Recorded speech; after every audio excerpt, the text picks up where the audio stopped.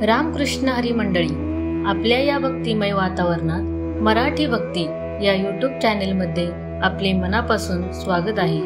शरीरावरील चिन्ह, तीळ, खुणा याबद्दल भाकीत सांगण्याचे काम समुद्रशास्त्र करते। त्यात पायाच्या तळव्याला खाज सुटणे हे अशुभ मानले आहे, कारण त्वचेचा आजार नसतानाही शरीराला खाज करू येणे ही सामान्य बाब आहे। तरी देखील समुद्रशास्त्रात या छोट्याशा कृतीचाही बारकाईने विचार केला जातो। त्यानुसार अचानक खाज येणे तुमच्या भविष्याबाबत चांगले किंवा वाईट संकेत देणारे ठरते, असा निष्कर्ष देखील काढला आहे। पायाच्या तळव्याला अचानक खाज सुटली तर त्याचा अर्थ समुद्रशास्त्रात काय होतो याबद्दल आपण जाणून घेणार आहोत। जर तुमच्या उजव्या पायाला किंवा पायाच्या तळव्याला अचानक खाज सुटू लागली तर ते चांगले लक्षण आहे। उजव्या पायास खाज येणे हे चांगले लक्षण मानले जाते। याचा अर्थ असा की तुम्हाला लवकरच एखाद्या शुभ प्रवासाला जाण्याची संधी मिळू शकते।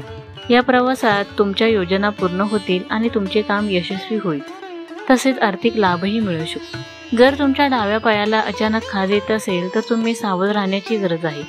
हे तुम्हाला कोणत्याही प्रवासाला जाण्यापासून प्रतिबंधित करते। याचा अर्थ आगामी काळात तुमचे मोठे नुकसान होऊ शकते। डाव्या पायाच्या तळव्याला खाज सुटत असेल तर लांबचा प्रवास शक्यतो थांबवावा। या प्रवासात तुम्हाला अशुभ परिणामांना सामोरे जाऊ लागू शकते। हाताला किंवा तळव्याला खाज येण्याचा संबंध नफा किंवा तोटा यांच्याशी असतो। जर एखाद्या व्यक्तीच्या उजव्या हाताला खाज येत असेल तर असे मानले जाते की त्याला कुठून तरी धन मिळण्याची अपेक्षा आहे। तसेच डाव्या हाताला खाज सुटली तर पैसे जास्त खर्च होतात, अन्यथा काही कामात धनहानी होऊ शकते। याशिवाय काही लोकांच्या मते डाव्या भागात खाज येणे हे आजाराचे लक्षण आहे। तुमच्या घरातील कोणीतरी आजारी पडू शकते, त्याबाबत अधिक काळजी घ्या आणि सतर्क राहा।